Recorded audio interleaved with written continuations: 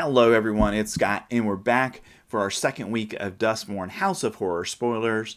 And we've got a lot of interesting cards to talk about today. We only got a few rares and mythics, but we got a lot of quality uncommons and a few commons to talk about today that have standard relevance and are certainly cards that are going to see play in limited. So I want to get through those today with you. But before we get into those cards, remember to like and subscribe to get further content like this throughout Duskmourn House of Horror spoiler season and beyond. So let's dive into today's cards. So first we got Abhorrent Oculus for 2 and a blue mana. You get a eye creature. That's a 5/5 with flying, and as an additional cost to cast the spell, exile 6 cards from your graveyard. At the beginning of each opponent's upkeep, manifest dread. Look at the top 2 cards of your library. Put one onto the battlefield face down as a 2/2 creature, and the other into your graveyard. Turn it face up anytime for its mana cost if it's a creature card. So very powerful creature here. The limitation on it that I see is, can we get 6 cards into our graveyard to be able to play this on turn 3 or 4? And right now we do have cards that mill things naturally into your graveyard, but I don't know if we've got enough of those to actually accomplish our goal of this happening on turn 3 or 4. So that way we can play this in our second main, and then immediately at the beginning of our opponent's upkeep, then we start manifesting dread. And if we can do that in standard, this is a very powerful card that I think we'll see a lot of standard play if we can figure out how to do that. In older formats like Pioneer and Modern, it's a lot easier to meet that requirement. So I think this is a card that may do more for us in Pioneer or Modern than it, at least right now, is set up to do in Standard. Next, we've got Charred Foyer for 3 and a red mana. You get an enchantment. That's a room. And at the beginning of your upkeep, exile the top card of your library. You may play it this turn. So very powerful ability here. Basically, you get to exile an extra card every turn and then play it that turn. So I think this has standard playability on this side. And if we can get Warp Space, which is 4 and 2 red mana, and once each turn you may pay 0 rather than pay the mana cost for a spell you cast from exile, then I think this is going to be incredibly powerful in Standard, because once you get it activated, every single turn you're getting additional cards. And if we have other ways to get cards into exile, which we already know we've got creatures that do this in Standard and spells that do that, I think we might have a very powerful, potentially Boros deck here if we can get the mana to accomplish going ahead and working both sides of this room. And that's why this is a mythic, because it has a tremendous amount of power. Now, the only thing I see as a downside of it is, will you be able to survive long enough to get Warp Space open? And if you can in Standard, then I think definitely there's a deck here. And we know with the Pia from Aftermath, that card works incredibly well with this card, because anytime you play something from exile, you get to go ahead and create a 1/1 Thopter token with haste. And because of that, I think that, and along with the Chef from Aftermath, those two cards together, really, in my mind, create a very interesting and powerful deck that could have some standard playability. Next, we've got Enduring Courage for 2 and 2 red mana. You get an enchantment creature. That's a dog Glimmer. It's a 3/3. And whenever another creature you control enters the battlefield, it gets +2 and gains haste until end of turn. And whenever Enduring Courage dies, if it was a creature, return it to the battlefield under its owner's control.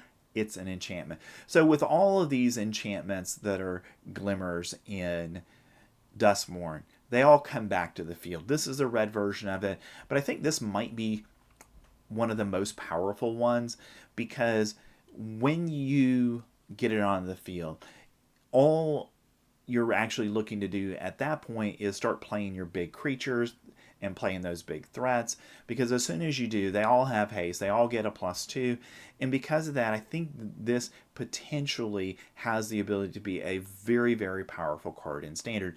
Now, given the current speed of Standard right now and the really soup of aggro decks we've got out there, I don't know if Enduring Courage has a place right now in Standard, but once we get rid of the 2 Dominaria sets, once we get rid of the 3 Phyrexian sets, then I think this probably has a much better chance to shine in Standard. Alright, next we've got Volgareth's Onslaught. For XX and a green mana, you get a sorcery, and you get to manifest dread X times, then put X +1/+1 counters on each of those creatures. So for 3 mana, you create 1, 2, 2. For 5 mana, you create 2. For 7 mana, you create 3. And then you add counters along with that. So I think this has the potential in a Manifest Dread deck to be incredibly powerful. Because if you can ramp, and in the mid game you've got 7 to 10 mana just lying around, now you're creating 4 creatures or 5 creatures that are going to then get 4 or 5 counters with them as well. And because of that, I think this has the possibility of being one of the best sorceries from the set. Next, we've got our last rare of the day, and it's Private Office and Lecture Hall. So again, we've got an enchantment. That's a room. Private Office for 2 and 2 white mana. When you unlock this door, destroy all creatures with power 3 or greater. And Lecture Hall is for 5 and 2 blue mana. Other permanents you control have hexproof. So I think we can forget the Lecture Hall side of the card for right now. I'm not even sure if that's playable in any format for 7 mana, maybe in Commander. But what I really like about this card is it destroys only creatures with power 3 or greater. We've got our Convoke deck, and we've got some other decks that have really low to the ground creatures that are 1 and 2 power, and they're just, the idea is let's attack, let's give them some bonuses as they attack, and we'll win the game that way. What Private Office does is it gives them a way to actually go ahead and wipe the board of your opponent's large creatures, but retain all of your creatures in that transaction. And because of that, I think this has a chance to see Standard play. All right, so those were our rares for the day and our mythics. And now we want to talk about some lower rarity cards that I think could be impactful in Standard. So our first lower rarity card is Unable to Scream for a blue mana. You get an enchantment, that's an aura. An enchant creature. Enchanted creature loses all abilities and is a toy artifact creature with base power and toughness of 0/2 in addition to its other types. As long as enchanted creature is face down, it cannot be turned face up. So blue doesn't typically have a way to kind of remove a creature from the game other than unsummoning that creature. But this is a card for 1 mana that does it, I think, in an effective way that might be just good enough in Standard to help some blue decks. And what I also like about this is, in Limited, this is going to be a card you're definitely going to want to play because it's going to turn off the best creature your opponent has. Next, we've got Optimistic Scavenger. It's a human scout and a 1/1 for 1 white mana with Eerie. And when an enchantment you control enters the battlefield, and whenever you fully unlock a room, put a +1/+1 counter on target creature. So really powerful ability here. Anytime an enchantment enters play, you get to put a +1/+1 counter on a target creature. It doesn't have to be on Optimistic Scavenger, it could be, but any creature that you have on the battlefield could get that counter. And we had an enchantment deck in Selesnya colors in the previous Standard seasons before we got to Bloomburrow, and this is reminiscent of the cards that we saw in that deck. So I think this is definitely Standard playable in an enchantment deck in Standard. Next, we've got Withering Torment for 2 and a black mana. You get an instant, and you get to destroy target creature or enchantment, and you lose 2 life. So the importance of this card is you get to destroy an enchantment. And right now, black has no way to deal with enchantments in Standard. And because of that, this is, in my mind, easily included in any black sideboard as a 3, maybe even 4 of, depending on how the format shifts with Duskmourn. And it's going to be doing the one thing that you really would like to see blacks be able to do, is deal with those troublesome enchantments on your opponent's side of the board. Next, we've got Coordinated Clobbering for a green mana. You get a sorcery and tap 1 or 2 target untapped creatures you control. They each deal damage equal to their power to target creature an opponent controls. A lot of time, green decks don't have quite the ability to wipe out the best card on your opponent's side with 1 creature doing this kind of damage. Now you get to do it with 2, which I think is a definite upgrade. And I think because of that, this is definitely a card that has standard playability. Next, we have Cryptid Inspector for 2 and a green mana. You get an Elf Warrior with Vigilance. It's a 2/3, and whenever a face down permanent you control enters, and whenever Cryptid Inspector or another permanent you control is turned face up, put a +1/+1 counter on Cryptid Inspector. So this obviously is going to go in a face down deck where we're using our Manifest Dread ability or our Disguise ability from Murders at Karlov Manor. And in that kind of style of deck, I think this is actually a really powerful card, even though it's a common. In Limited, I think if you do have a Manifest Dread deck, it's a great card to go in that. Next, we have Defiant Survivor for 2 and a green mana. You get a Human Survivor. That's a 3/2 with Survival. And at the beginning of your second main phase, if Defiant Survivor is tapped, Manifest Dread. So this is a really nice payoff card for tapping your creatures on your turn and then get into your second main phase, and then you get a plus ability. And Manifest Dread, I think, is a really powerful one. And I can see Manifest Dread being a key component of a limited deck. If you've got, Cryptid Inspector and Defiant Survivor together, they can really play well off of each other in that format. So I think if we do have a truly dedicated face down deck, both of these cards would fit nicely into that deck. Next, we've got a couple more green cards for the day in Rootwise Survivor and Wicker Folk Thresher. So Rootwise Survivor costs 3 and 2 green mana. You get a Human Survivor, that's a 3/4, but it has haste, so that's a nice ability. It also has Survival, and at the beginning of your second main phase, if Rootwise Survivor is tapped, put 3 +1/+1 counters on up to 1 target land you control. That land becomes a 0/0 elemental creature in addition to its other types. It gains haste until your next turn. So on your next turn, well, then it's a creature anyway, so you can just attack with it. And the ability to basically turn all of your lands into 3/3s, I think makes this, if you can meet that survival requirement regularly, a really solid card in standard in that survivor style deck as probably the top end of the curve. Next, we've got Wicker Folk Thresher for 3 and a green mana. You get a artifact creature, that's a Scarecrow. It's a 5/4 with Delirium. And whenever Wicker Folk Thresher attacks, if there are 4 or more card types among cards in your graveyard, look at the top card of your library. If it's a land card, you may put it onto the battlefield. If you don't put the card onto the battlefield, put it into your hand. So this is a ramp card in a Delirium deck, and as long as you're able to attack with Wicker Folk, which I think as a 5/4, I think you'll be able to do this regularly, then you're going to get that added benefit of ramping or card draw every time it attacks, which again, if there is a true Delirium deck that is going to use green, this is a good card to include in that deck.